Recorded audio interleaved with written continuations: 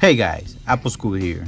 So today was the WWDC17 or Worldwide Developer Conference 2017, and Apple introduced iOS 11 with improvements to Siri, a complete redesigned App Store. Also redesigned is the control center. Also introduced was Apple Pay Cash and more. So let's talk about some of these improvements and changes. Let's begin with Siri. Siri is going to have native live translation capability, but for the moment it will be a little bit limited. It's only going to support English to Chinese, French, German, Italian, and Spanish, with support for more languages to be available in the future. But Apple didn't stop there with Siri. If you remember the video that I made about the wish list for iOS 11, one thing that I was saying it was that it was time for Siri to finally become a real assistant. So Apple is doing this. So Siri is now going to be everywhere on your iOS, and it's going to be learning your usage habit while using system apps like Messages, News, Safari, and Mail. And hopefully down the line, Apple let Siri learn also from third-party apps. All right. So this looks really promising. And now moving on to the App Store. The App Store is getting its biggest upgrade in years with a completely revamped UI. You will now have a Today tab, and this tab will be updated every day, and we'll have all the newest apps of the day and also a list of daily recommendations. Also getting their own tabs are games and apps. So now it's going to be more easier to search for something. Let's say you're looking for a game and you just click the tab game, so you're not going to get nothing else that are games. And the same thing goes for the apps tab. And also another feature that they added, which is a good idea, is that the App Store will now highlight user reviews to make it easier for you to decide whether an app or a game is worth downloading it or not. Now, the control center is also getting redesigned in iOS 11, and it's actually one of the biggest visual changes that you're gonna find in this new version of iOS. So now it's going to be a single page, and it's gonna work in a full screen mode. It's going to have more toggles, and you can actually customize it this time. And one of the toggles that caught my attention is a screen recording.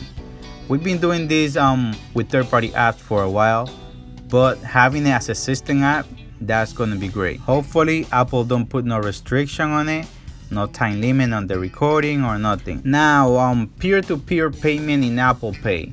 So now you can send money to a friend or family member from your phone with Apple Pay. So if you're familiar with Google Wallet and other apps that allow you to send money, this feature is very similar, but with the difference that it integrates into your iMessage. So you can directly use iMessage to send money, and this will show up in Apple Pay under Apple Cash. And this Apple Cash can be used to pay for items at retail stores, make online purchases, or you can just send it to your bank. And moving on to the iMessage, the iMessage app in iOS 11 now comes with a redesigned app drawer to make it easier to find your favorite iMessage app. And also iMessage is going to be synced to the cloud, to the iCloud, so they will be available across all your iOS devices and will be synced across all of them. And the camera in iOS 11 will allow the iPhone 7 and 7 Plus to capture video in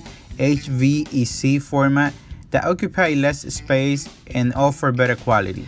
And Apple will also be switching over to HEIF image format that offer up to 2x compression on the iPhone 7 and 7 Plus with iOS 11. And there are other improvements in the camera app in iOS 11. For example, better low light photos, better portrait mode, live photo is also getting an upgrade. So in conclusion, they did a pretty good job with the camera app.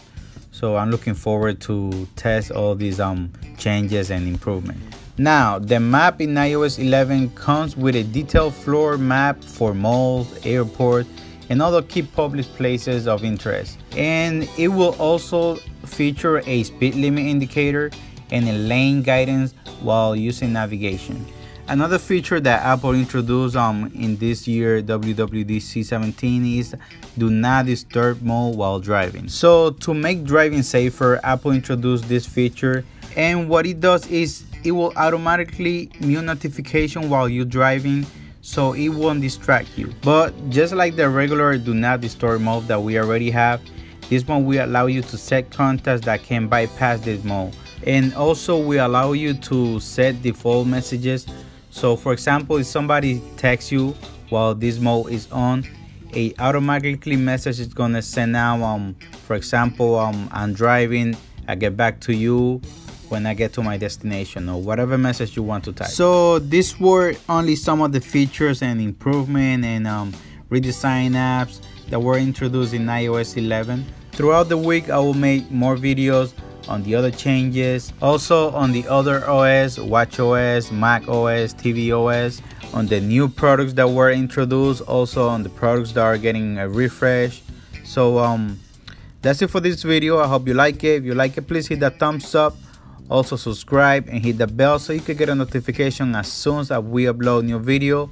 If you have any question or anything to add, please leave it in the comment. Also let me know what you think about today WWDC17. You can also follow me on Twitter @AppleSchool. Till the next one.